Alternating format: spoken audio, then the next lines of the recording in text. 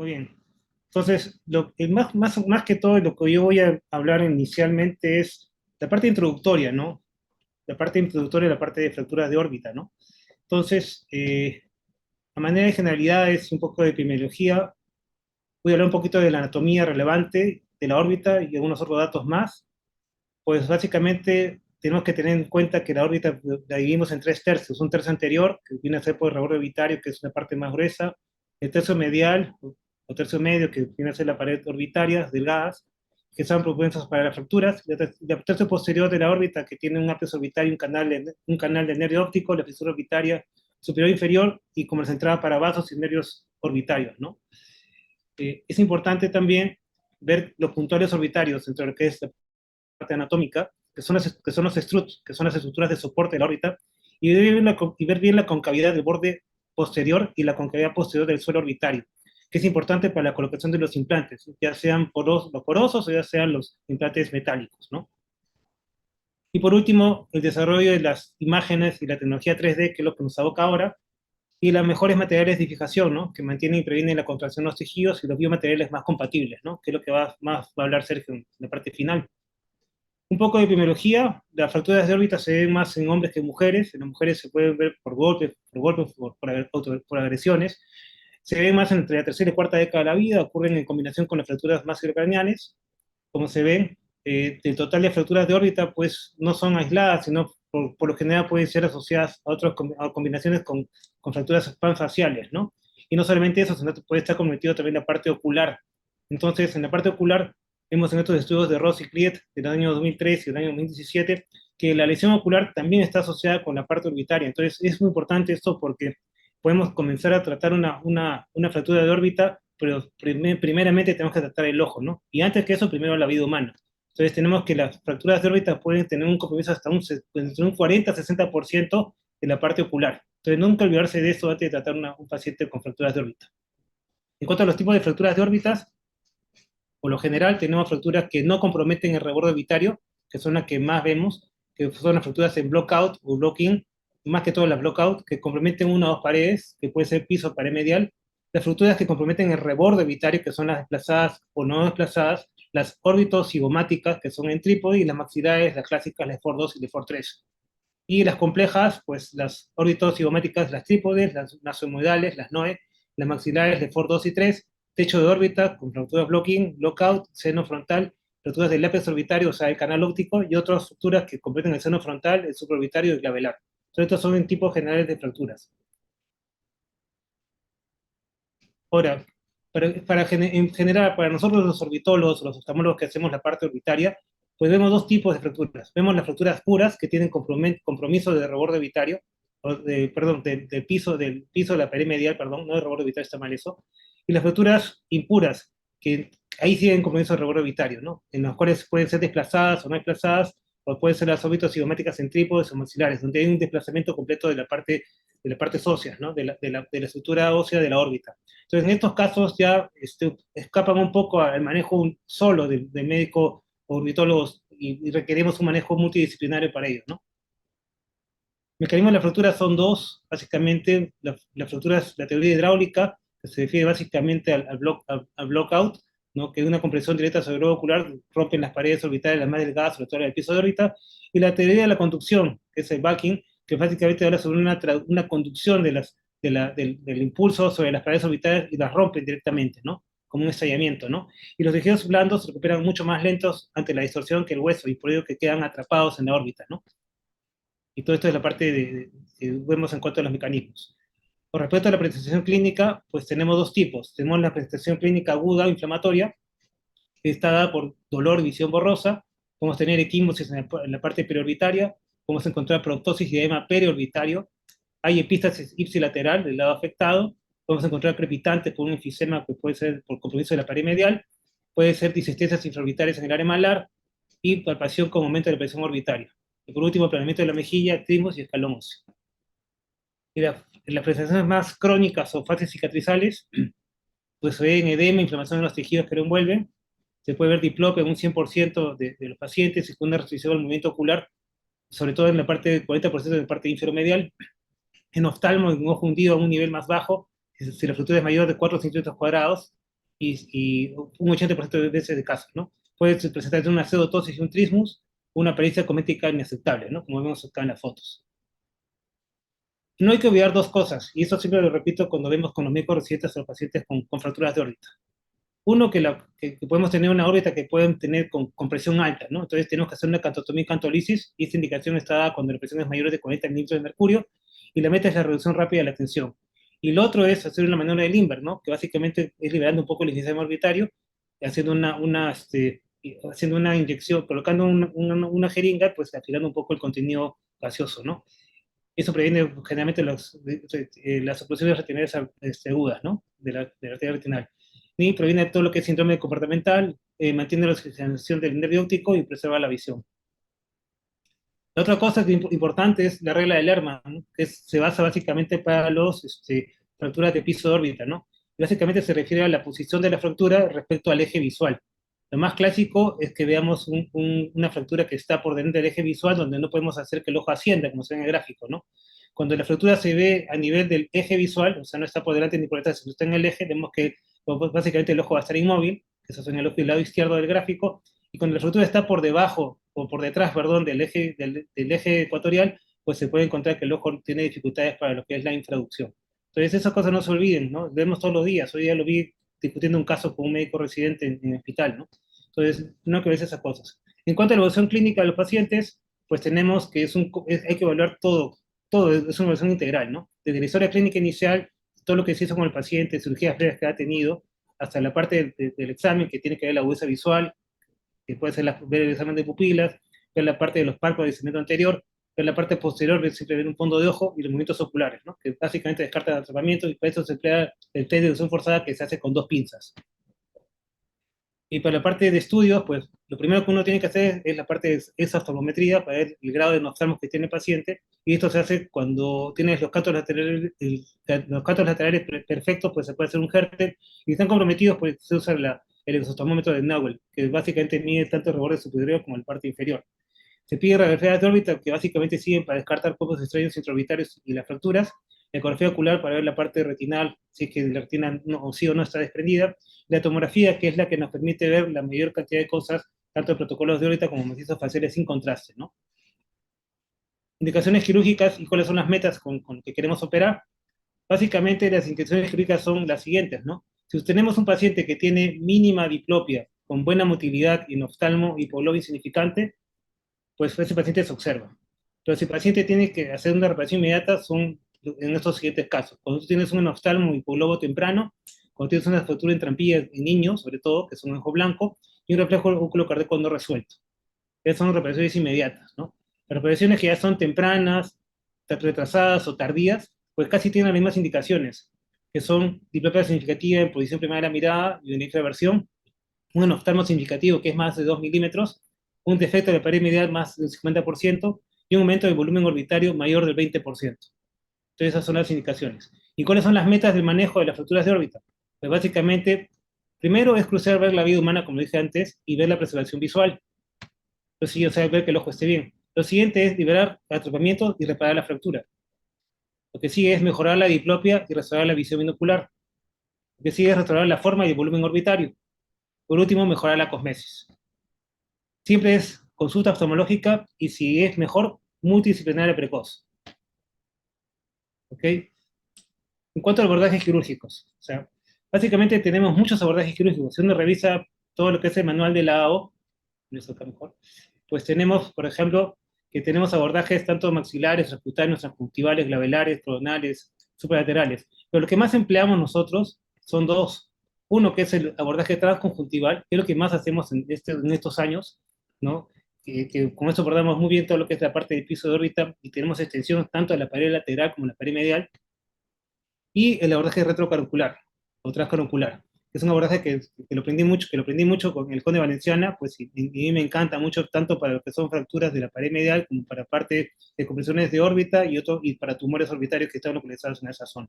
Entonces son dos armas que empleamos mucho los oculoplásticos que hacemos órbita en este tipo de patologías. ¿Cómo pedimos una tomografía? Hace poco tiempo, hace menos de 2 meses, tuvimos el curso de trauma de Lino, ¿no? Entonces, en este curso, de verdad que esto es muy importante, hay que saber pedir una tomografía que nos pueda servir para hacer todo el proceso que ya hemos aprendido con mi colega Sergio, ¿no?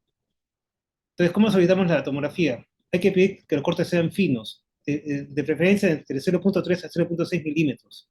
En el mercado tenemos mucho 0.6 actualmente, ¿no? Entonces, es muy fácil conseguir una muy buena tomografía. De preferencia espiral multicorte, que tenga ejes axial coronal y sagital, que tenga ventanas óseas de tejido blando, que no tenga contraste, porque no requerimos contraste para los temas de fracturas, y que tenga el CD con la data DICOM. Esto de la data DICOM lo va a manejar muy bien Sergio en la segunda parte de la presentación. ¿Cómo es esto de la historia de la impresión 3D? Entonces, o sea, en realidad lo que uno hace básicamente con este tema de fracturas, y pues lo hemos aprendido tanto en las residencias, tanto en el hospital como en el Conde Valenciana, pues era básicamente pues, el manejo de las fracturas se puede hacer sin ningún tipo de tecnología, ¿no? No calculamos inicialmente volúmenes orbitarios que recuperar, y bueno, colocamos mallas, colocamos placas de titanio, ¿no? Sin mucho estudio previo, ¿no? Pero lo que aprendí trabajando multidisciplinariamente es que era mejor planificar y era mejor ver la situación del paciente antes de la fractura y después de la fractura. Entonces, para ello, una de las herramientas que hemos empleado en estos años ha sido justamente el uso de la tecnología o sea, hacer la data DICOM, y mediante programas diferentes hacer los diseños respectivos, ¿no? Diseños y manufacturas respectivas. Entonces, ¿esto dónde nace? Nace básicamente desde los años 80. El primer registro de una impresión 3D fue dada en Japón por Hideo Kodama en el año 81, ¿no? Este fue el paso previo a la estereolitografía actual, ¿no? Que mediante el uso de ultravioleta endurecían los polímeros y creaban un modelo en 3D. Posteriormente, Charles Hulk, que es Chuck Hulk, que es el creador de 3D System, inventó la estereolitografía, ¿no? Más o menos en el año 86 puso la patente y crea versiones más pequeñas de los objetos, ¿no? Con la finalidad de poder imprimir capa sobre capa y básicamente crear modelos pequeños para hacer pruebas, ¿no? Eso fue el inicio. Este era el modelo, esto fue la primera máquina que se inventó de impresiones 3D, esta es la máquina que tenía Chuck Hulk, y esta es más o menos la idea de cómo se hace este proceso, ¿no?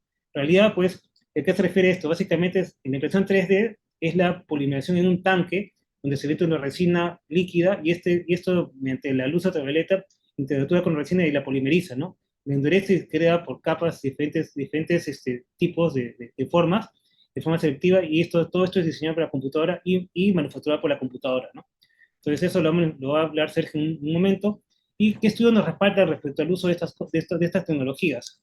Básicamente nos respaldan los artículos que están publicados desde el año 1999, donde David Hawk pues, habla sobre los beneficios del estudio de la estereolitografía en las reconstrucciones de órbita. En este momento los modelos, prototipos eran bastante caros, pero ya en el año 99 se hablaba de la utilidad del planeamiento quirúrgico y el manejo de los casos complejos, ¿no? No de los casos simples, sino de los casos complejos. Después, en el año 2019, pues ya se comienzan o sea, casi unos 20 años después de la primera publicación, comenzamos a ver, pues, que estos tenían mucho más futuro, ¿no? Ya no solamente creaba la planificación, sino se estaba creando, se simplificaba la cirugía y también se creaban implantes personalizados, que es la etapa que nosotros estamos haciendo acá en Lima, pues, ¿no?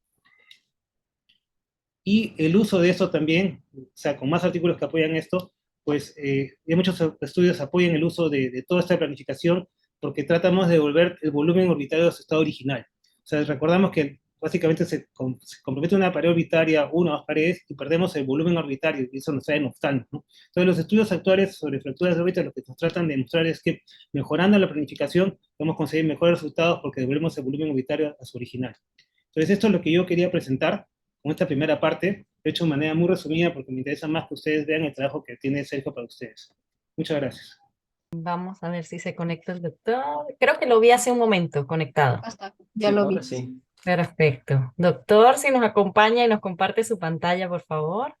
El doctor Sergio Pimentel, pues tiene experiencia en el trabajo de crear modelos tridimensionales junto con el equipo de órbita para tratar casos de fracturas orbitarias. Sabemos que las fracturas orbitarias, desde el punto de vista diagnóstico, pues teníamos suficiente con aquellos cortes coronales, sagitales, axiales, para ver si había migrado contenido orbitario a algún seno maxilar o cómo estaba, en qué condiciones la pared medial. Sin embargo, Luego contamos con las reconstrucciones de imágenes en 3D que nos daban una idea de cómo estaba el contexto. Ahora, los modelos impresos en 3D pues son de gran utilidad porque incluso durante el transoperatorio le orientan al cirujano sobre la posición del implante que requiere, la forma del implante que requiere y a futuro incluso se prueban materiales distintos de impresión para crear estos dispositivos que van a separar la órbita de las cavidades adyacentes de las que no queremos que migre tejido. Entonces vamos a ver qué nos trae el doctor Pimentel. Adelante, doctor. Muchas gracias. Bueno, agradezco a todos la invitación. Es un gusto y bueno, agradezco a José también la deferencia, con el cual, bueno, ya nos conocemos hace más de 10 años. ¿Se escucha? So- Solo para confirmar.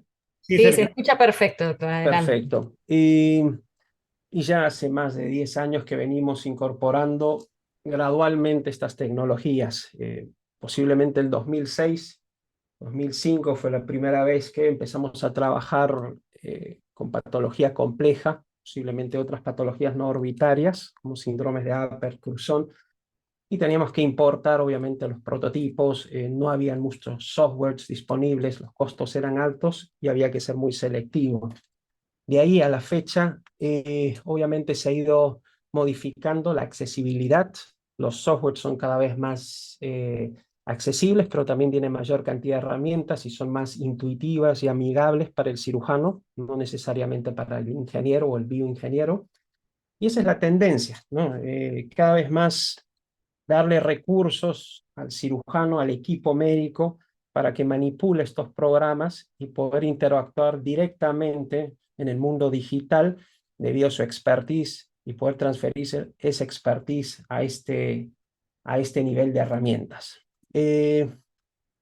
Algo que, bueno, la experiencia de todos estos años poco me ha llevado a entender esto desde dos aspectos que quería compartir, ¿no? Un aspecto es, claro, las herramientas tienen un vínculo directo con tres áreas, ¿no? Un poco lo menciona José, ¿no? Uno tiene que ver con la reconstrucción ósea, las estructuras óseas. Otro tendrá que ver con la reconstrucción y recuperación de las partes blandas, como indicaba la doctora, y también con la reconstrucción y rehabilitación funcional de las estructuras. Con cada una tiene una relación especial. Obviamente, con la reconstrucción ósea, la injerencia es mucho mayor, porque uno puede preformar, hacer implantes a medida, nos ayuda. No así ya con las otras dos etapas, ¿no? Que son mucho más biológicas, tienden a haber mucho más un proceso biológico de cicatrización, de sangrado, de paresias, de atrapamientos, ¿no? De fibrosis, y tienden a haber mucho más la experiencia quirúrgica, las decisiones intraoperatorias, ¿no? Las complicaciones inherentes a esta cirugía que escapan, obviamente, de esta otra etapa ósea, ¿no? Entonces, dentro de ese contexto, sabiendo las ventajas y las limitaciones que nos dan estas herramientas. Y el otro aspecto que creo que es importante tomar en cuenta es hacia dónde nos llevan estas herramientas, y tiene que ver un poco con la personalización de las soluciones. Hay una etapa en la cual se avanzó mucho y tiene que ver con la personalización del diagnóstico, del plan de tratamiento, ¿no? En el cual estos softwares han ayudado muchísimo, no solo por las imágenes 3D y por los prototipos, pero también por la injerencia que podemos tener sobre esas imágenes, con software cada vez más amigables para el propio cirujano. Entonces te permite hacer osteotomías, diseñar implantes, preformar, hacer efectos espejos, segmentar globos oculares, músculos, nervios, el nervio infraorbitario, y trasladarlo hacia una impresión 3D o hacia un tipo de modificación que nos sirva ya sea en el diagnóstico, en el plan de tratamiento o en el mismo tratamiento, ¿no? Existe otro nivel de personalización que tiene que ver con la confección del implante, ¿no? Hoy por hoy ya cada vez más se hacen implantes a medida, no solo en órbita, ¿no? En las placas que antes uno las doblaba, las puede mandar a hacer a medida, de acuerdo a las osteotomías o a los procesos de reconstrucción o reposición ósea. Y un número tres, que es el aspecto inherente a transferir todo este plan implantes a la cirugía, ¿no? Los modelos de transferencia. Obviamente existe un modelo estándar, tiene que ver con todas estas herramientas dentro de cirugía, como uno puede preformar, usar los prototipos para guiarte intraoperatoriamente, y hay un mundo de la navegación intraoperatoria, que nos va obviamente a dar ciertas posibilidades. Y la última es el control post. Entonces, digamos que en este mundo, en todas esas áreas es en donde hemos empezado a tener la experiencia y a empezar a generar aplicaciones, y es un poco lo que voy a tratar de transferir. En esta primera diapositiva, bueno, algo importante es entender el balance que tiene que ver entre el contenido, o sea, la estructura ósea, y el continente, que es la estructura ósea, y el contenido.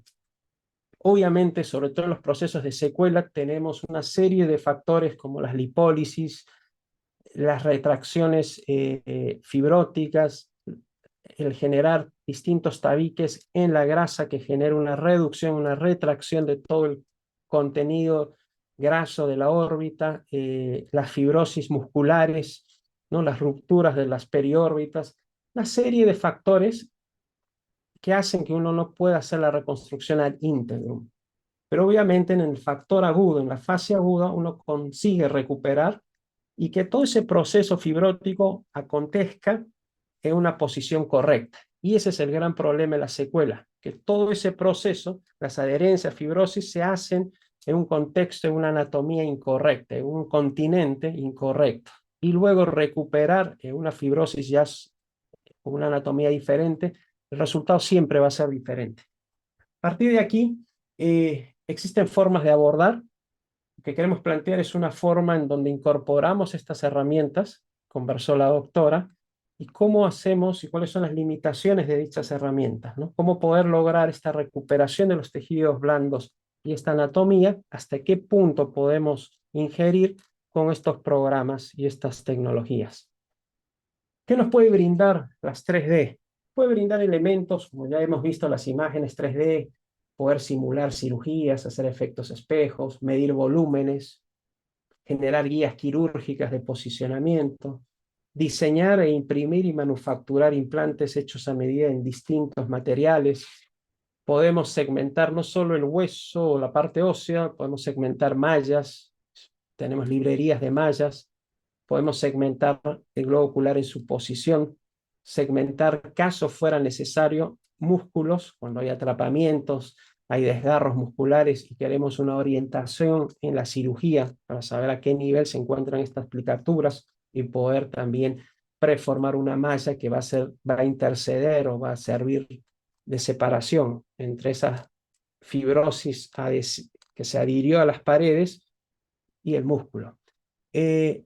Nos permite también diseñar, y son los nuevos modelos de mallas, ¿no? Más anatómicos que respeten distintas zonas anatómicas funcionales, como puede ser el sistema dacro-lacrimal, la inserción del oblicuo menor, de las poleas, ¿no? El infraorbitario, ¿no? La pared medial con las etmoidales, la fisura inferior, ¿no? Y de tal manera poder aproximar una solución a la forma más anatómica. Tenemos soluciones, como ya hemos conversado, acerca de la navegación intraoperatoria o el uso de tomografías intraoperatorias. Repitiendo un poco, son nuestros tres objetivos en la reconstrucción anatómica ósea: la funcional y la recuperación de las partes blandas. Como conversaba José, parte a partir de una data obtenida ya sea de un tomógrafo, un resonador, un tomógrafo con beam, ¿no? Generalmente toda esa data se exporta en un formato que es el DICOM, es un formato ya universal de todos los equipos médicos, y a partir de esta data uno puede ingresar el archivo que contiene todos los cortes axiales, como indicó José, 0,3 a 0,6 milímetros, debido a que la órbita tiene paredes muy finas. Entonces nos conviene obtener la mayor cantidad de datas o cortes axiales, con la menor distancia posible entre ellos. Y eso, con ese formato, se transfiere a programas de diseño, de reconstrucción volumétrica, etc. Otra forma de obtener información son los escáneres o las fotogrametrías 3D. ¿No? Esto es útil en casos de reconstrucciones complejas, en donde no solamente tenemos que reconstruir la parte ósea, la información la obtenemos a partir de la tomografía, pero queremos hacer algún tipo de rehabilitación anaplastológica o epítesis o prótesis orbitomalares externas.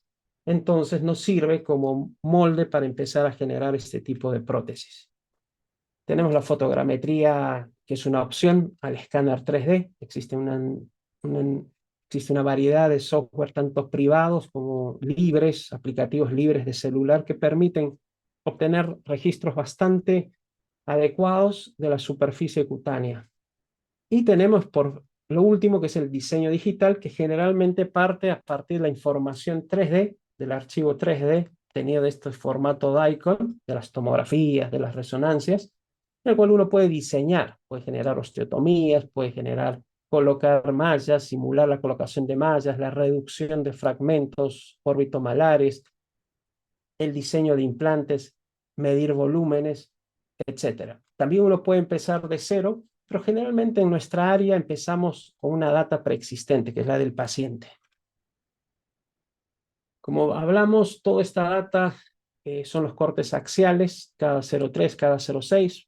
La obtención ya sabemos, podemos fusionar imágenes de tomografía y resonancia. Eso nos permite superponer tejidos blandos, donde la resonancia tiene una mejor captura, con tejidos óseos, en donde la tomografía tiene una mejor adquisición. Obviamente, todo esto se genera una reconstrucción volumétrica y esto puede ser exportado en programas o en softwares de diseño 3D, como el AutoCAD en ingeniería o en arquitectura. Exactamente lo mismo, que te permite manipular estos archivos como si fuese un CAD 3D de cualquier diseño de ingeniería o arquitectura, ¿no? Y a partir de ahí poder hacer, como mencionamos, diseños de implantes, cráneo, de órbita, de mandíbula, ¿no? O osteotomías, o reposicionamientos, o simulaciones, o llevar un efecto espejo, una órbita de un lado a la otra para tener un parámetro en donde guiar una reconstrucción compleja de una fractura conminuta o de arma de fuego, etc. Bueno, obviamente las resonancias siempre va a ser más favorable para valorar los pinzamientos, lesiones a nivel muscular, retracciones, estrabismo restrictivo por algún tipo de lesión secuelar. Lo que hablamos de la fusión, de fusionar una resonancia y una tomografía. Esto que conversamos previamente, la relación entre la estructura ósea y el contenido no es uniforme, tiene cápsulas, tiene ligamentos, tejido conectivo, musculatura extrínseca, venas, arterias. No hay que olvidar que, y eso uno se da cuenta cuando ha hecho muchas disecciones en cadáveres frescos, en donde apenas se produce la muerte, empieza todo un proceso en donde principalmente se ve afectada la vascularización, el movimiento, el flujo arterial y venoso, y empieza a haber en los talmos post-mortem, ¿no? Que no es más que esa reducción de flujo, y obviamente eso indica lo dinámica que es la órbita, ¿no? En estos procesos, ¿no? Tanto inflamatorios, vasculares, obstructivos, ¿no? Uno puede ver que hay una dinámica hay que tomar en cuenta, sobre todo en el manejo de la secuela. Tema importante, lo que mencionaba sobre los pilares, sí, porque es sobre lo cual nosotros vamos a poder aplicar y reconstruir digitalmente y en el prototipo para poder preformar placas, elegir las mallas adecuadas, mandar a fabricar, aprobar un diseño de un implante hecho a medida, definir un abordaje y también en la academia, en la enseñanza de los residentes, ¿no? Para tener una mejor comprensión del manejo y el timing de estas cirugías. Esto se sabe ya, cuáles son los pilares, existen más aún. Hay que reconstruir los pilares, ¿no? Lo que uno busca es hacer las reconstrucciones digitales y luego imprimir ya la reconstrucción que nos sirva no solamente de guía para reposicionar los segmentos, pero también para preformar las placas, generar guías de posicionamiento, ¿no? Y poder valorar así al paciente y los requerimientos. Lo hemos venido manejando de la misma manera, la tomografía, la reconstrucción digital, la impresión del segmento en efecto real y la reconstrucción digital, luego la impresión del mismo, Aquí era simplemente una maqueta, hoy ya imprimimos a partir de la data tomográfica el globo ocular, pues tenemos una relación más próxima de la realidad, ¿no? Porque estamos transfiriendo la información tomográfica. ¿Eso nos sirve para qué? Para poder, en los casos en donde ha habido gran pérdida de tejido graso, una secuela, ¿no? En donde por más que se recupere la parte ósea, el enoftalmos va a persistir, poder identificar exactamente dónde colocar los implantes de proyección, ¿no? Con las limitaciones del caso, ¿no? Siempre va a haber una fibrosis retráctil que no vamos a poder vencer. El ápex, que es la zona en donde, medio anterior al ápex, donde uno debería colocar los implantes si quiere proyectar hacia adelante, y también la zona medial, no son muy grandes los implantes que uno pueda colocar, debido a que es una zona estrecha y está todo el componente nervioso, vascular y muscular de esa zona. Obviamente, tomar en cuenta las relaciones con el seno maxilar, la fosa nasal, el etmoides, el esfenoides, la base cráneo, el seno frontal, ¿no? Es importante porque siempre hay implicancias en cada uno de estos aspectos, ¿no?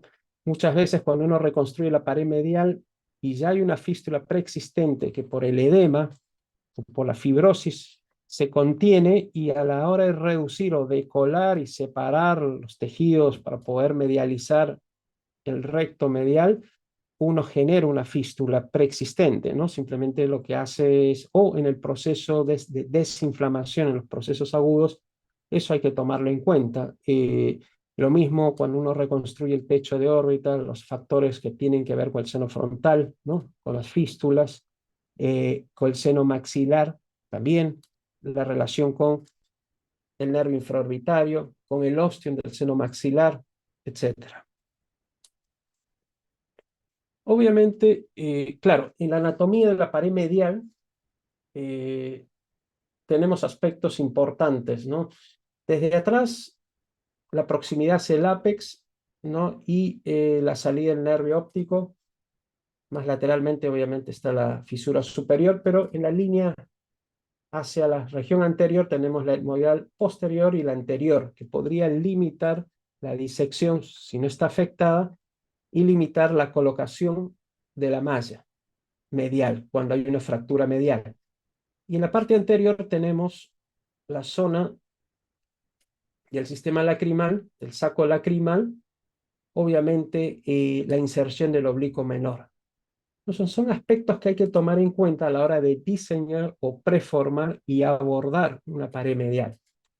En ese sentido, ya el diseño de estos nuevos implantes estándares hechos a partir de tomografías, ¿no? Que han ido actualizándose, ¿no? Nosotros hemos venido trabajando con tomografías, con una base de datos grande de tomografías de población peruana.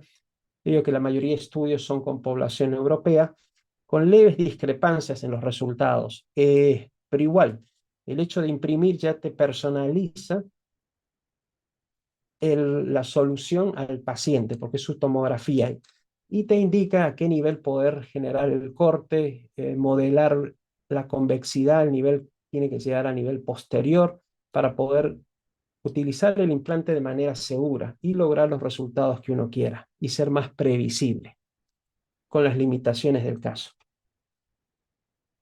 Otro tema tiene que ver no solo con el sistema dacreo-lacrimal, pero también con el canto medial, tanto el medial como el lateral, pero en este caso el medial. Los nuevos diseños de implantes obviamente toman en consideración una bahía a este nivel, ¿no? Y es algo que hay que tomar en cuenta, ¿no? A la hora de colocar un implante, nunca invadir esta zona, ni tampoco, en lo posible, evitar la disección de la inserción del oblicuo menor. Muchas veces hay que hacerlo, no hay problema, simplemente el periodo de recuperación es un poco mayor en ese aspecto funcional, pero en lo posible uno evita si no es necesario. A la hora de prediseñar el implante, tomar en cuenta, generar un espacio a este nivel, que no es necesario colocar malla a este nivel, de aquí hacia atrás, cuando tiene afectada la pared medial, porque esto no es inmediata a la cresta posterior, hay un espacio de 2 milímetros o 3 que hay que respetar. Esto nos permite digitalmente, acorde a estos diseños y las librerías que tenemos digitales de las mallas, poder hacer planeamientos digitales, inclusive imprimir esta maqueta con la malla en un prototipo y utilizarlo de guía para terminar de preformar las mallas, ¿no? También nos sirve si queremos saltar a otro paso y es diseñar un implante hecho a medida. En este caso es un material PIC, que es un poliéster cetona, de un efecto mayor, producido por un trauma, un arma de fuego, un trauma de mayor impacto. Exactamente lo mismo, las referencias, el espacio. Si acá hay un espacio, lo marco, en donde hay un ángulo, una región angulada sobre el saco lacrimal, obviamente es un defecto del diseño. Se puede corregir porque este material permite drilar y remodelarlo antes de cirugía, inclusive antes de esterilizarlo, pero para eso nos sirve, para hacer una segunda revisión. Pero estos detalles deben ir incorporados ya en el diseño del implante. De ahí la importancia de la anatomía intraoperatoria correcta de cada paciente. Lo mismo en este caso. El otro tema es la musculatura. Por ejemplo, ¿no? En estos casos son secuelas. Se ve claramente la adherencia. Como uno sabe, aquí existe un tejido conectivo, una membrana, tanto a nivel del recto medial como el recto inferior, especialmente, unida a la periórbita y esto a su vez adosado a la superficie ósea. Eso hace que cuando se produce una fractura blowout o cualquier tipo de fractura que lleve una fractura, un desplazamiento en la pared medial o del piso, obviamente hay una tracción abrupta. Según la fuerza, esto puede generar un edema el recto medial, un desgarro, una ruptura, sangrado, malposición, una adherencia, un atrapamiento del recto de distinto nivel. De ahí lo importante de tratar al paciente en la forma aguda, más allá de la fibrosis, es muy diferente una fibrosis regenerativa post un trauma, en este caso de la pared medial, en posición correcta, que una fibrosis tardía en una pared medial no tratada o tratada tardíamente, ¿no? Eso hay que tenerlo claro. Hay un factor biológico, hay una fisiopatología de la fibrosis y la retracción muy sensible a la musculatura, ¿no? Y ahí lo que mencionaba José respecto al estrabismo restrictivo, a la diplopia generada en estos pacientes, ¿no? ¿Qué podemos hacer desde el punto de vista de las herramientas 3D? Nada, lo que mencionaba, segmentamos a partir de la data DICOM convertida en STL, generamos la posición del globo ocular, la musculatura, en este caso el recto medio con la prolongación medial.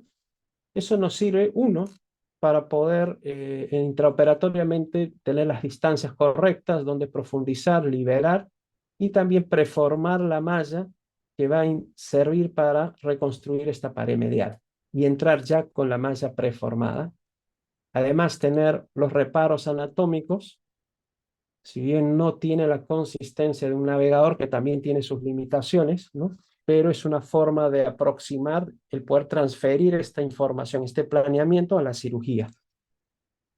Este es otro caso, lo mismo, se imprimió, este caso, el globo ocular, ¿no? Y aparte el resto, se preformó, en este caso había un defecto de la zona nasal, ¿no? Pared medial, y que además necesitábamos malla, en este caso sí, porque había habido un desprendimiento del canto medial y una lesión de la vía lacrimal.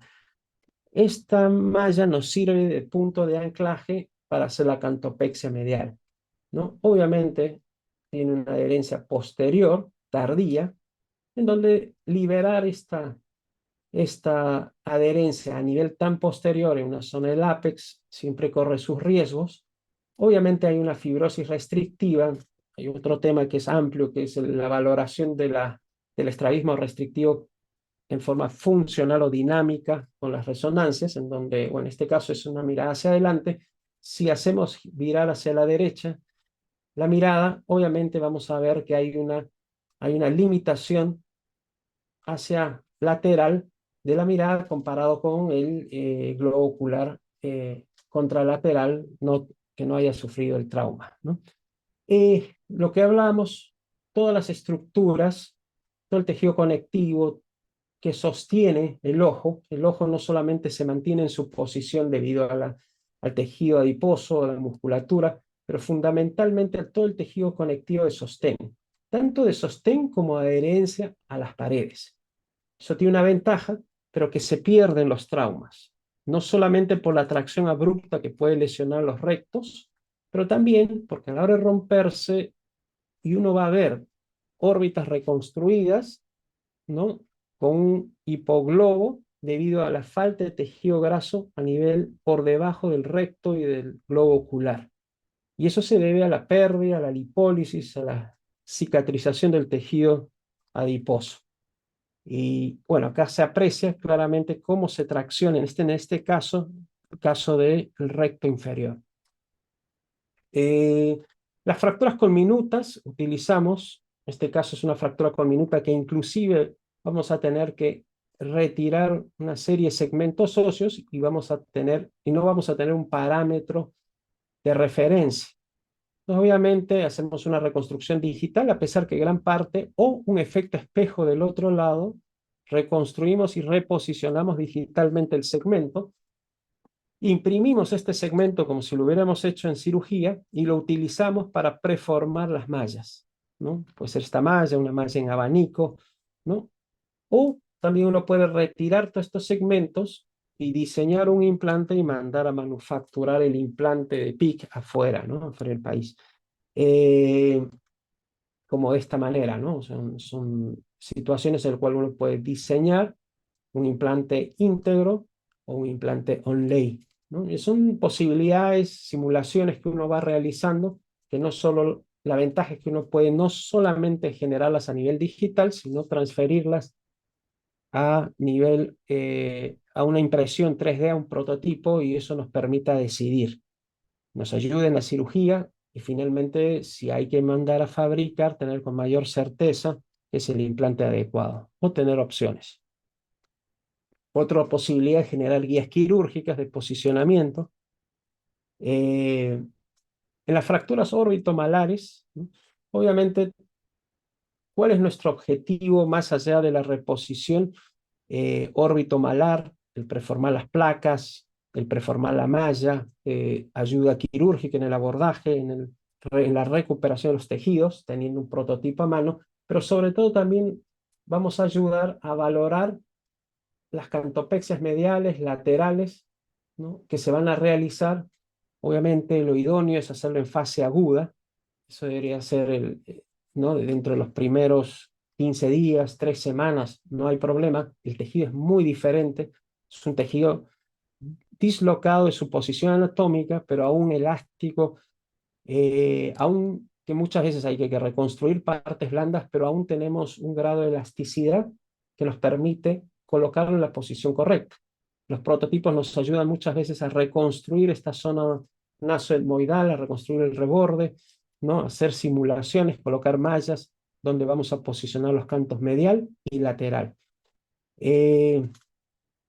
Siempre hacemos la reconstrucción digital, imprimimos esa reconstrucción digital y tratamos de preformar y todo lo que se pueda en las placas y mallas y generar guías quirúrgicas, ¿no? Como un protocolo. En el caso de la pared lateral, en casos más severos, uno puede diseñar un implante, lo envía a las fábricas que manufacturan, hacen las correcciones del caso. Finalmente tenemos la aprobación, muchas veces nos envían los implantes el STL, lo imprimimos en nuestras impresoras, en materiales como PLA o algún tipo de resina biocompatible, y a partir de ahí vamos definiendo las modificaciones finales para el desarrollo, la manufactura final del implante.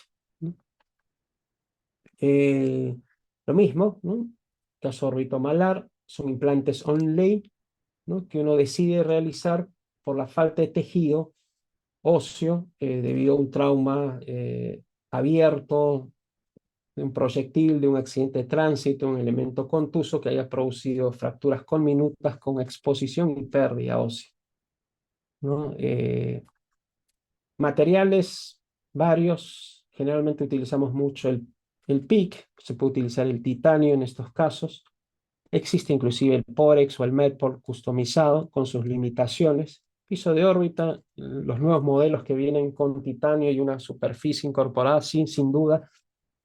Pero en caso en donde uno tenga que reconstruir el malar, hay que tener mucho cuidado con la contaminación del Porex. De todas maneras es un material útil.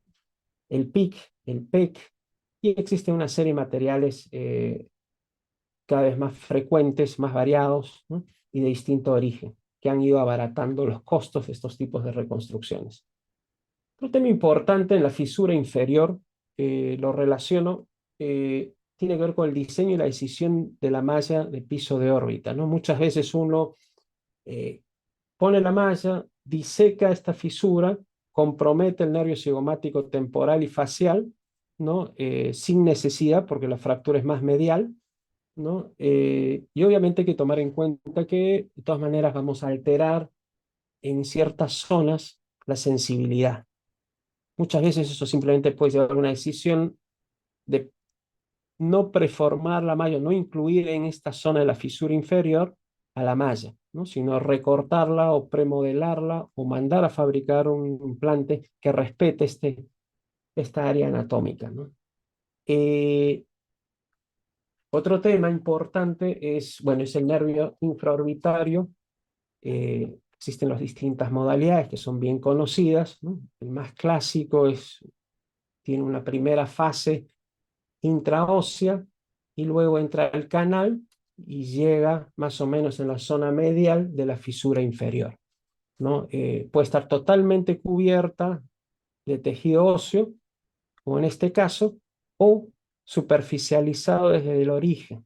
Obviamente esto es importante determinarlo en la tomografía, tiene que ver con la disección Roma para evitar lesionar al nervio y sobre todo en los casos de fracturas en donde se incluye el canal del nervio, recuperar el nervio separándolo de la musculatura, el contenido orbitario, ¿no? Tomar en cuenta también, sobre todo en las secuelas, el no lesionar este nervio en esa recuperación.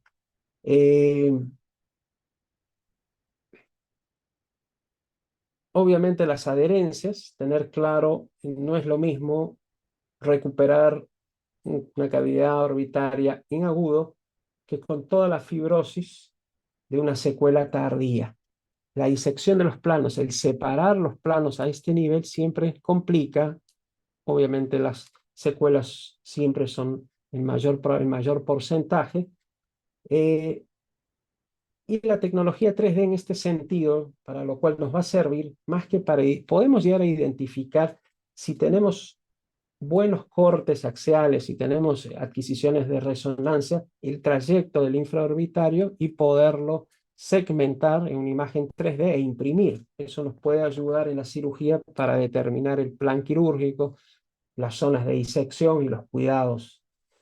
Ya es lo que mencionaba, ¿no? Podemos a partir de la resonancia ir segmentando corte por corte y generar el trayecto del infraorbitario, imprimirlo y tenerlo como referencia en la disección. El otro tema es el seno maxilar. El seno maxilar, uno, por la contigüidad hacia el piso de la órbita. Dos, cuando hacemos la reconstrucción, siempre tomar en cuenta, muchas veces dejamos segmentos óseos o la fractura comprime el ostium principal.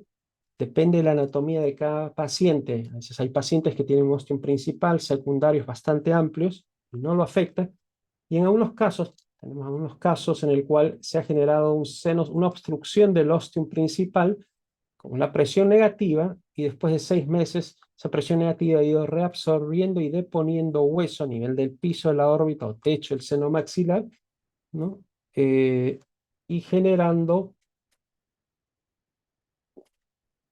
una reabsorción del piso con enoftalmos e hipoglobo, ¿no? Por una patología conocida como el seno silente, que no es más que la obstrucción del conducto y la generación de una presión negativa dentro del seno que va a generar esa deposición hacia dirección inferior del piso de la órbita.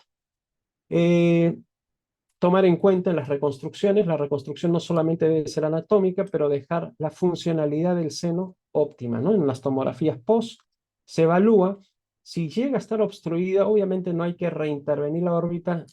El otorrino lo que va a generar es una ampliación del ostium por vía endoscópica endonasal, y con eso y los controles post quirúrgicos podemos evaluar la funcionalidad y dar por concluido el manejo de esta complicación. En el caso del piso de la órbita, como venía diciendo, lo usamos para planificar digitalmente en las fracturas, decidir qué tipo de malla vamos a utilizar. Caso es una secuela, decir dónde vamos a colocar implantes secundarios como de Porex para generar proyecciones postero-anteriores o corrección del hipoglobo. Generalmente imprimimos tanto el efecto real como el espejo, utilizamos para preformar las mallas también. Como en este caso, ya lo hacemos protocolar en todos los casos. Para controles postoperatorios, en caso que tengamos que reintervenir, ya se hizo una buena reconstrucción del contorno, pero aún así quedó con una distopia, un hipoglobo, un oftalmo, si tenemos que replantear la colocación de algún tipo de implante de volumen, como es un Porex, o un injerto óseo o cartílago. Hacemos toda esa simulación, en este caso es un software de BrainLab para navegación, en donde uno hace exactamente la misma planificación para el uso de impresión 3D o de un navegador, determinar dónde se va a colocar la malla, imprimir, preformar las mallas, ¿no? Determinar hasta dónde los reparos anatómicos. En el caso del uso de prótesis oculares también, existe un enoftalmo, hay partes blandas y hay contenido que compensar, pero también poder planificar dónde colocar los implantes de volumen a fin de proyectar y generar mayor contenido en esta órbita, cosa que la rehabilitación sea óptima. Existen diversos tipos de implantes hechos de forma anatómica, con criterio anatómico, que respetan obviamente la inserción del oblicuo, el sistema dacrolacrimal, la fisura inferior. Acá arriba te da las posibilidades, en este tipo de malla nueva, nos da mayores posibilidades de poder segmentar la malla de acuerdo al defecto, de acuerdo a la posición de las etmoidales, de la fisura, de una forma mucho más sencilla, porque tiene distintos segmentos. En todos los casos, eso es lo que se busca, ¿no? En caso de la reconstrucción, de decidir el tipo de malla, en caso de preformar la malla, de recortarla o de mandar a confeccionar un implante. Tenemos la facilidad de hacer todas esas modificaciones en forma digital. Existen también las mallas en abanico. Mismas secciones, preferimos esta malla que es redondeada porque siempre los cortes van a ser romos, y eso es algo importante, ¿no? Sobre todo en las secuelas donde hay mucha adherencia, en donde liberar los polos posteriores siempre es complicado, siempre está la presencia de la vena oftálmica inferior, y uno quiere dejar la menor cantidad de zonas o bordes cortantes a nivel posterior. El ápex, siempre tomar en cuenta los espacios, no tenemos mucho espacio, se reconstruye sí hacia el polo posterior.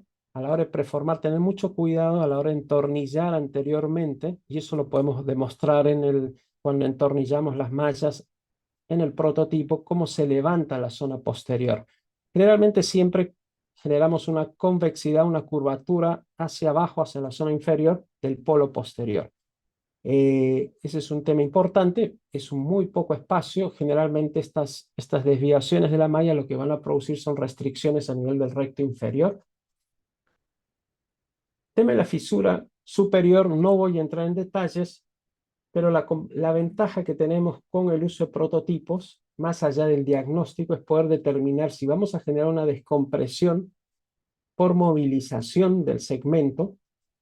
Podemos direccionar, tener mucho más claro el vector de desplazamiento que tenemos que tener a la hora de reducir o de desimpactar la zona de la fisura superior.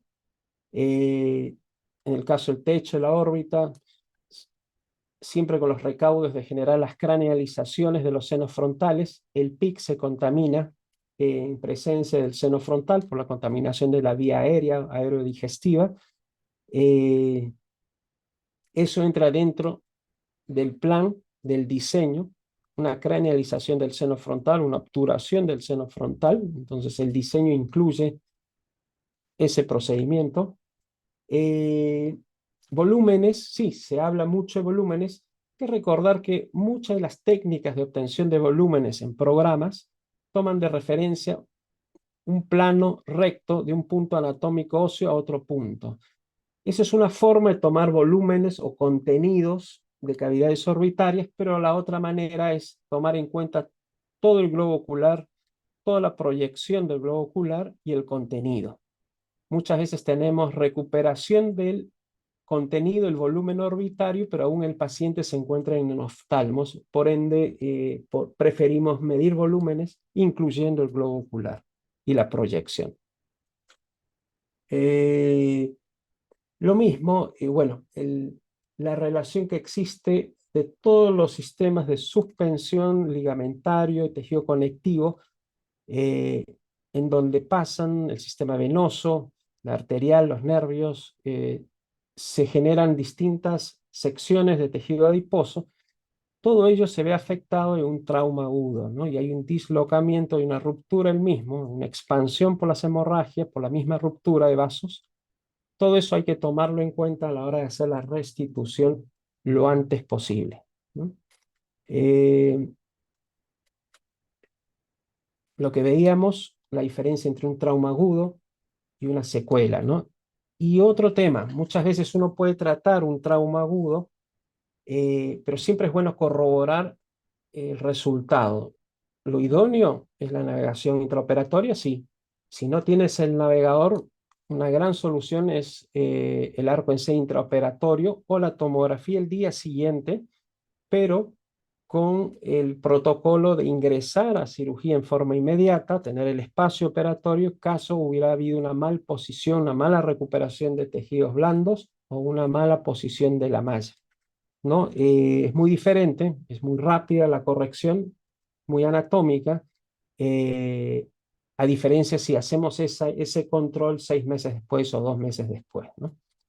Eh, la transferencia intraoperatoria, están los softwares, están los prototipos, el hacer implantes hechos a medidas, preformar, las guías quirúrgicas, herramientas como los exoftalmómetros de Nogel y otros tipos de mediciones que se hacen intraoperatorio, el navegador, el tomógrafo intraoperatoria, son todas herramientas, como hemos venido explicando, que nos permiten transferir este plan operatorio a la cirugía.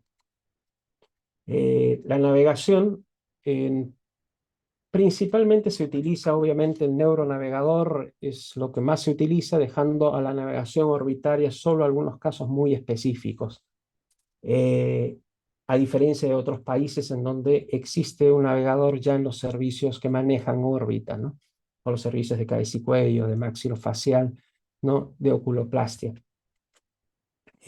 Protocolo, obviamente existe el examen clínico intraoperatorio, utilizos de arcos faciales, los mismos prototipos, los preformados, el arco en C, repito, todos los sistemas de segmentación que sirven para la navegación quirúrgica y sobre todo el trabajo multidisciplinario, ¿no? Y el aprendizaje, existe una curva de aprendizaje en todo este tipo de cirugías, es un espacio muy pequeño con muchas diferenciaciones, con un proceso biológico, inflamatorio, cicatrizal, que es importante tomar en cuenta en los resultados. Muchas gracias. Muchas gracias, doctor Pimentel. Muy interesante conferencia. Los invito, si tienen alguna duda, algún comentario, lo pueden dejar en el chat o pueden levantar la mano. Doctor, podemos decir entonces, en resumen, que estas reconstrucciones tridimensionales nos brindan un gran apoyo tanto en el preoperatorio, porque nos permiten diseñar el abordaje, planificar el implante, a colocar, etcétera, y en el transoperatorio, porque son estructuras que pueden esterilizarse a gas y llevarse a sala de operaciones y permitir tener a la mano las medidas, ¿no? Para todas esas estructuras que de repente es difícil visualizar directamente en el momento, pues tener una aproximación mucho más práctica, ¿no? También, pues son de utilidad a la hora de educar al paciente, de informar al paciente, a los familiares, el procedimiento que se desea hacer. Ahora, he visto algunas publicaciones con respecto a la posibilidad de poder escanear ese modelo impreso en 3D de la órbita fracturada e incluso impresoras con materiales novedosos como polvos de fosfato de calcio, de hidroxiapatita, para poder imprimir implantes ya como tal con impresoras 3D haciendo el escaneo de estos modelos. ¿Cómo ve usted eso viable desde el punto de vista práctico? Oh, mira, ¿cuál es la proyección? ¿No? Hacia dónde uno imagina es tener un laboratorio in-house en cada hospital o clínica, que Ujú, tenga todo, incluyendo la manufactura. ¿Ya? Y manufactura es no solo escanear, ¿no? O sea, tú puedes fabricar algo desde el diseño en cero, utilizar la data tomográfica y diseñar sobre la data, utilizar el escaneo, como, ¿no? Como se indica. Hay escáneres de baja resolución y de muy alta resolución. Y tener impresoras, si vas a imprimir PIC, antes del PIC, para hacer implantes, que es, digamos, de lo que más se utiliza para implantes muy complejos, se utilizaba por una tecnología de subtracción, es decir, se utilizaban tornos automatizados. El CNC, tienes un pedazo y vas drillando y dándole la forma, ¿no? A partir de un diseño digital. Hoy ya se puede imprimir el PIC. Vienen filamentos, como una impresora PLA, solo que en vez de 200 grados necesitas 320 grados. Y si va a ser un PIC utilizado para temas médicos, tiene que ser un PIC de ciertas calidades. La impresora y el ambiente tiene que ser un ambiente de sala blanca, ¿no? Por el tema de contaminación. Los procesos tienen que ser ujú, certificados, las impresoras tienen que ser certificadas por la FDA y etcétera, etcétera. Lo cual es viable. El problema también es regulatorio, es obtener claro, los permisos para hacerlo en el país, implantes finales, ¿no? ujú, Entonces, ¿qué sucede? Necesitas un laboratorio, tener una certificación de buenas prácticas de manufactura para implantes hechos a medida, ¿no? Y tener todas las certificaciones del caso, lo cual es viable, pero de todas maneras en Latinoamérica siempre existen esas trabas, ¿no? Cuando hablas con empresas que se dedican a la manufactura, en más o en menos, Brasil, Argentina, Chile, México, Perú, Ecuador, Bolivia, van a tener de alguna manera estas trabas y sobre todo para tratar de llevar esto al hospital, que ujú, sería lo ideal, ¿no? Que un hospital tuviera y exacto, pudiese fabricar implantes de cadera, de órbita, y tuviese ingenieros biomédicos en soporte al médico y trabajar con todos los servicios. ¿Es así. viable? Lo es. ¿Existe en Alemania, en unos centros? Sí. Pero existe una parte privada que compite y hace que las cosas sean lentas, Claro. ¿no? Que eso Doctor, es y una obvio. pregunta, desde el punto de vista económico, por ejemplo, yo trabajo mucho con cavidad anoftálmica y ¿Ya? bueno, se me hace que una reconstrucción tridimensional puede ser de mucha utilidad a la hora de querer reponer Sí, volumen, etcétera, para una rehabilitación de una cavidad anoftálmica. claro. Ahora, ¿los costos lo permiten actualmente o Sí. es algo muy costoso el material de Pero impresión, etcétera? Pero depende qué quieres imprimir, un implante final o simplemente el prototipo, hasta un prototipo del No, el implante, como para prototipo, tener... solamente como para poder saber el volumen No, a reponer, etcétera, sería como más preciso, ¿no? Para a la hora de uno querer rehabilitar. De repente hay cavidades anoftálmicas que han sufrido traumas previos, que tienen un déficit volumétrico a expensas de atrofia de la grasa, etcétera, ¿no? no, o Como- sea, hoy por hoy las costas de las impresoras para esos fines, normalmente uno usa PLA, que es un ácido poliláctico, es un material proveniente del maíz, es bastante más que biocompatible, es medioambientalmente amigable y no es tóxico al contacto, no lo puedes dejar como implante, pero sí lo puedes tener de referencia en la sala. Ujú, ujú, No son caras, el filamento no es caro. Tienes también la posibilidad de tener impresoras de SLA o LED que te permite imprimir en resina. Dentro de las ujú, resinas están las biocompatibles. Un ejemplo claro y el gran desarrollo desde la parte del profesional ha sido en la odontología. La ujú, odontología sí es todos los días, todos los alineadores para ortodoncia, el Invisalign, está ujú, hecho a partir de esta tecnología y en impresoras exacto. SLA de resina, ¿no? Y eso era una fábrica. Hoy ya vas a ver en distintos lugares, cada odontólogo tiene su impresora, tiene, ¿no? Y va Así es. generando su prototipo, se escanea con un escáner intraoral, toda la mordida, la oclusión, lo lleva a un programa diseña, inclusive coloca los brackets, todos los movimientos que tiene que hacer y crea una serie de alineadores Exacto. El paciente secuenciales. se lleva a su casa y los va cambiando, tal Ya, cual. bueno, es lo mismo, digamos, de alguna manera. Mm, Impresoras de dos tipos, de impresoras de FDMA, de fusión, ¿no? Que son las de, ¿no? ujú. Que van por temperatura, derritiendo el filamento y capa por capa va haciendo la forma. O los de tipo estereolitografía, que ahora el LED es mucho más barato, el SLA es una tecnología más barata, que es lo que están usando los odontólogos, Ujú. Doctor, ¿no? y por último, desde el punto de vista práctico en cuanto a los tiempos, en un trauma orbitario, digamos, en el que el componente inflamatorio es importante, que muchas veces no permite el edema, la abertura palpebral para el examen, etcétera, siempre hemos estimado que la reconstrucción orbitaria de la fractura como tal podría hacerse entre el día 7 y 14, idealmente después del trauma. ¿Estos tiempos se mantienen? ¿Son factibles de mantener? O sea, ¿cuánto demora hacer el escaneo, obtener la impresión del modelo, Mm, etcétera? Si el escaneo viene desde el diagnóstico primario, ¿no? Y hacer todo un proceso demora 2 días, ¿no? Ah, es rapidísimo, sí. Sí, no. O sea, para ese tiempo no hay ningún problema, ¿no? E insisto, ¿no? 4 días, 5, todavía hay un edema, y no solo por el abordaje, ¿no? Hay que tomar en cuenta que no tienes buenos reparos, hay un edema muy marcado en la musculatura, por ende la musculatura tiende a ser mucho más friable, más delicada, la puedes desgarrar más fácilmente, ¿no?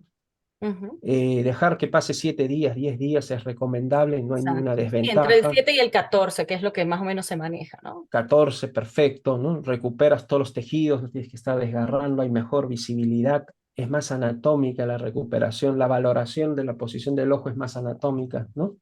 Ujú. Sí, yo creo que sí, o sea, no hay que, no, para nada, o sea, hay que sacarse el estigma del precio, del tiempo, ¿no? La limitación es cuando entras a la manufactura tú mismo por temas regulatorios, Ujú, ¿no? Y ujú. obviamente los costos de las impresoras que imprimen a 300 grados es sustancialmente más caro, sobre todo si están certificadas para uso y manufactura en implantes, ¿no? ¿Ya? Buenísimo. Doctor Velasco, ¿algún comentario adicional? Pues de verdad, desde que, bueno, quedamos con Sergio todo el tema de fracturas, pues he llegado a ver el resultado con mis pacientes, ¿no? Y de verdad que es diferente, ¿no? Es muy diferente en cuanto al tiempo, ¿no? Yo me acuerdo que en la primera cirugía que entramos con Sergio, pues tuvimos una cirugía de una politraumatizada, ¿no? Que en la parte facial tuvimos que hacer una reconstrucción de casi 12 horas, ¿no? Sí me acuerdo de esa primera cirugía que hicimos con Sergio, allá por el 2009, ¿no? Y desde ahí comenzamos a trabajar juntos, ¿no? Me llamó mucho la atención la manera de trabajar, ¿no? Y comenzamos a abordar toda la parte del 3D y la tecnología que me enseñó, pues no la hemos dejado, ¿no? Inclusive no solamente aplicamos para fracturas orbitarias, las empleamos también para descompresiones de órbita y también hemos comenzado a emplear para tumores orbitarios, ¿no? Los cuales nos pueden definir mejor los límites y hacer mejores biopsias en cuanto a órbitas, que sean mucho más completas, ¿no? Casos para recordar, tengo un caso muy recordado de una paciente con un imagen pericitoma que volvió a recibar, ¿no? Inclusive lo operamos y pues ya el paciente en una segunda cirugía ya no tiene recidiva, lleva 3 años sin recidiva, ¿no? Entonces, toda esta tecnología nos ayuda mucho y de verdad que en el tema de fracturas esto es un apoyo importante, ¿no? Lo que no debemos olvidar es que uno debe formar un equipo, ¿no? Aconsejamos formar un buen equipo para trabajar la parte de fracturas orbitarias y la parte orbital en general, ¿no? De verdad que yo lo que agregaría es que siempre es bueno trabajar de manera multidisciplinaria, ¿no? Y todo lo que se menciona en cuanto a la tecnología, pues es un paso que tenemos que damos acá en Lima, sobre todo acá en Perú, y veo que eso se va replicando a nivel latinoamericano también. Sí, yo la verdad es que me encanta que en el título de la conferencia se recalque que es una técnica que se está utilizando en el Perú. Yo he tenido la oportunidad de ver el trabajo del doctor Velasco, el doctor Pimentel, el doctor Solón Serpa. He visto los modelos tridimensionales y bueno, para las personas que nos están escuchando, uno escucha un título que dice reconstrucción tridimensional y suena como algo muy sofisticado, algo que es así como de otro mundo, pero que se está haciendo aquí en Lima y que trae no solamente resultados maravillosos desde ya, sino que abre todo un camino y toda una puerta a todas estas cosas que a futuro se pueden seguir utilizando y que cada vez puedan hacerse más accesibles, ¿no? Para todos los oculoplásticos y para todos los pacientes en general. Así que de verdad los felicito, muy interesantes las conferencias. Si hay alguna pregunta, algún comentario, doctora Yagi. Creo que hay una pregunta del doctor Solón en el A chat. ver, el doctor Solón comenta, felicitando a los doctores por las interesantes charlas y pregunta cómo ha mejorado el uso de los modelos tridimensionales en los resultados postquirúrgicos desde el punto de vista funcional, anatómico y estético. Él dice que en el INEN han utilizado modelos tridimensionales para cirugía oncológica de órbita desde el 2010 con la asesoría del doctor Pimentel. José, Pues sí, sí. claro, sí. Bueno, con la mejora, o sea, con el apoyo de 3D, pues sí hemos llegado a mezclar con Sergio la parte de tomografía y resonancia, ¿no? Para la parte muscular, ¿no? Por ejemplo, pacientes que tienen atrapamientos musculares o lesiones de músculos, ¿no? En el tema de fracturas orbitarias, ¿no? Desde el punto de vista funcional, pues la mejoría es notoria, ¿no? Los pacientes tienen mejor recuperación, la cirugía se hace más rápida, ¿no? El hecho de tener una malla preformada, un implante ya preformado y no tener que preformarlo en sala directamente, como uno lo hacía en los cursos de lado, pues nos lleva a ganar mucho más tiempo, ¿no? Y desde el punto de vista del resultado, pues como tenemos una cementación en espejo y muchas veces hacemos esta recuperación desde el punto de vista anatómica más exacta, pues la estética mejora bastante, ¿no? Pero siempre hay que recordar que, como también lo mencionó Sergio, ¿no? Que una parte es, o sea, una parte de lo que hacemos es la parte ósea, no que ver la parte blanda y la recuperación, ¿no? Ya en el camino, lo que sigue en el camino, básicamente vamos a hablar un poco de medicina regenerativa, seguramente en los próximos años, que nos ayuden a mejorar estos resultados, ¿no? No sé, Sergio, tú tienes algún comentario más. Y no, un poco haciendo realce lo que tú dices. O sea, uno, como decía, ¿no? Hay tres niveles de intervención de estas herramientas. A nivel óseo, tienes mucho que hacer y te da realmente precisión. A nivel de partes blandas, depende, ¿no? Si es un trauma agudo, una secuela ya marca una gran diferencia. Si ya hubo una lesión muscular, el 3D no necesariamente te va, o sea, no te va a ayudar, ¿no? Te va a ayudar, sí, ¿no? en reposicionar, nada más, ¿no? Entonces, eso sí hay que tenerlo claro. Tiene mucha injerencia sobre la parte, en la aplicación del tratamiento, sobre la parte ósea. En el diagnóstico y planeamiento te puede servir en todos los casos, ¿no? Puedes tener la impresión del músculo, ayudarte a la disección, saber exactamente la posición de un tumor, la posición del ojo, saber dónde vas a colocar el implante para proyectar el ojo, etcétera, ¿no? La longitud, la curvatura que vas a dar atrás para no comprimir el nervio. Eso sí, ¿no? Pero existe esa limitación biológica, ¿no? De la fibrosis, de la inflamación, de la lesión de las partes blandas, ¿no? De la complicación intraoperatoria, de la experiencia, ¿no? Eso corre un camino aparte y tiene algunos puentes con estas herramientas. La parte ósea es diferente. Ujú. Y otro tema es, nada, lo que repito, ¿no? Hacerlo en agudo y en agudo posicionar las referencias anatómicas, el canto medial, el canto lateral, eh, el piso de órbita, definir bien todo ese abordaje, ¿no? Todo eso, obviamente va a haber fibrosis, pero en la posición correcta, si lo haces en el agudo. La fibrosis en la posición incorrecta, ese es el problema. Así es. Sí, El doctor Alberto Calle felicita a los presentadores y pide si pueden informar detalles sobre la navegación en biopsias de la órbita posterior. ¿Cómo podría ayudarnos? hemos hecho eso todavía. Ya, no, como le mencionaba, la navegación acá se está haciendo mucho en la parte neuroquirúrgica. Yo hice entrenamiento, pero fuera del país, y acá es básicamente con neurocirugía que uno puede ingresar y a unos servicios. Entonces tiene que ver más con ciertos accesos a base de cráneo, ciertas reconstrucciones a base de cráneo. Eh, sí tiene una función, creo que también doctor Solón podría comentar el tema de la ecografía, que tiene una Ujú. relevancia mucho más práctica que en la experiencia a nivel, ¿no? mundial para el uso del navegador en el tema de las biopsias, ¿no? De intraconales, posteriores, del ápex, etc. A ver, Eso el es, doctor Solón Serpa estará por allí, para que se conecte y nos comente un poco. Solón. Bueno, María Eugenia, quiero comentarte algo sobre neuronavegación, ¿no? Ajá. Actualmente en Perú, más que todo en Lima, el Hospital 2 de Mayo, sí tienen adquirido un neuronavegador, tienen un BrainLab, pero el software para comenzar a trabajarlo, pues, con un colega que es muy amigo mío allá, pues va a empezarse a partir de enero, febrero del próximo año, ¿no?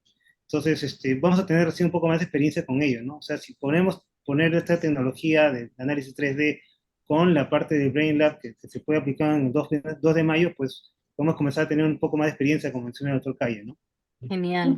Un tema antes de Solón, disculpa. Que acordarse que uno en la navegación uno se basa en la tomografía. Y uno toma una semana antes, un día antes, ¿no? Una tomografía preoperatoria. Hay muchos tumores que, inclusive con la posición, van desplazándose, ¿no? Y obviamente cuando uno navega, si uno navega partes óseas y quieres localizar ciertas zonas, es muy bueno el navegador. Pero si es un tumor que va variando de tamaño, ya sea por la perfusión sanguínea, por la posición del paciente, eso te va a transferir en una inexactitud, o sea, falta de precisión, ¿no? A la hora de navegar, porque estás navegando un paciente tomográfico, de alguna manera. Eso sí hay que tomarlo en cuenta. En ese sentido, supongo que la ecografía es mucho más, es en tiempo real. Para te da flujos, por La, ejemplo, la navegación no Claro, un es en tumor tiempo real. vascular, exacto. vascular, ¿Ya? ¿no? La navegación siempre es la edad, es el tiempo pasado, ¿no? O sea, es basada en esa tomografía. Claro. Solón, ahí está Serpa, con la mano levantadita. Sí, perfecto. Solón, bienvenido. Escuchamos tu comentario. habilita el micrófono solo. Habilítalo, a ver. Audio, dice, audio. ¿Quién habilita eso? A El ver, micrófono, doctora Yagi, creo que le puede habilitar el micrófono al doctor Serpa. a ver si puedo- Ahora Ahí, sí. Buenas ya, ya. noches a todos, muchas gracias. Hola, ¿Se me Solón. escucha bien? Sí, Claro. perfecto. Bueno, felicitarte, Pepe, y a Sergio por las charlas muy interesantes. Este, con respecto a la pregunta del doctor Pimentel, bueno, la experiencia que tenemos en ecografía desde los últimos 2 años y medio nos da la percepción de que definitivamente es una herramienta muy útil, ya que nos ayuda a hacer mejores planificaciones prequirúrgicas al poder evaluar por ecografía tanto la anatomía como la vascularización de los tumores. Estoy hablando desde el punto de vista oncológico, ¿no? Es muy útil porque nos ayuda a servir a saber si los tumores son poco vascularizados, muy vascularizados, su relación con las estructuras orbitarias, y toda esa información nos ayuda a hacer una mejor planificación quirúrgica. Por otra parte, hay que recordar que la ecografía tiene una mejor resolución espacial con respecto a la tomografía y la resonancia. Y eso es muy importante a la hora de poder planificar la cirugía. No lo hemos usado en cirugía de órbita transoperatoria, salvo en aquellas biopsias por punción de aspiración bajo guía ecográfica. Pero podría ser una buena herramienta a ser utilizada en el futuro para estas cirugías que ha planteado Pepe y Sergio, sobre todo porque estas zonas las podemos usar en sala de operaciones, se las envuelve igual que las mangas de endoscopía y con Tegader, y puedes usar los transductores en el transoperatorio en forma bastante útil. Pero bueno, yo no tengo conocimiento de experiencias en otros lados, pero en el futuro creo que con lo que hemos adquirido a través de experiencia podría ser bastante útil en este tipo de cirugías. Ujú. Interesante. Bueno, yo creo Excelente. Ujú. ajá, perdón. Bueno, Sí, yo también quería básicamente felicitarlos, ¿no? A Pepe, el doctor Pimentel, a Solón también que nos comenta su experiencia. Realmente es sumamente interesante y qué importante, ¿no? Porque esto es una tecnología que tiene pues un futuro increíble, ¿no? En un tiempo seguramente no muy, esperemos no muy largo, que se podría aplicar mucho más, ¿no? Es muy, muy interesante. Y un orgullo porque se está haciendo aquí en el Perú, ¿no? Entonces, es felicitarlos de verdad. Bueno, por la hora yo creo que vamos a cortarlo ahí. Yo quisiera aprovechar e invitarlos. Acá ven ustedes el banner de nuestro tercer Congreso Internacional de Cirugía Oculoplástica. Es multidisciplinario, así que doctor Pimentel, de hecho que vamos a invitarlo con mucho gusto para que participe con su experiencia. Es en abril del 18 al 20, están todos invitados, separen las fechas, va a estar sumamente interesante. Bueno, agradecer a todos los que se han mantenido conectados hasta esta hora, ha sido realmente muy interesante y los he mantenido ahí muy atentos. Yo quisiera agradecerles, esta es nuestra última charla del año, última reunión académica, lo hemos cerrado con broche de oro con ustedes y ha sido muy bueno, realmente este año es sumamente interesante, ¿no? La virtualidad nos ha permitido tener ponentes de todas partes del mundo y de mucho, mucho prestigio y mucha experiencia. Entonces, agradecerles y bueno, desearles unas felices fiestas. De repente ya no nos reunimos virtualmente hasta el otro año. Dios mediante, esperamos que todo mejore, ¿no? Que exista más unidad y más paz, que es lo que queremos todos en el mundo. Que todo sea mejor el próximo año. Bueno, un abrazo a todos. Muchas gracias también, María Eugenia, por tu Gracias, María Eugenia. moderación. Muchísimas gracias, Pimentel, gracias, Pepe, gracias, Solón, gracias a todos los que están todavía conectados. Muy amables, gracias y buenas noches. Nos Chao, vemos. buenas noches. Gracias a todos. Felices Buenas noches, muchas gracias. fiestas. Lindas charlas. Gracias, Felicitaciones. Gracias, hasta luego. Gracias. Gracias, Sergio. Muchas gracias. No, gracias a ti, gracias a ustedes. Ahí te llamo.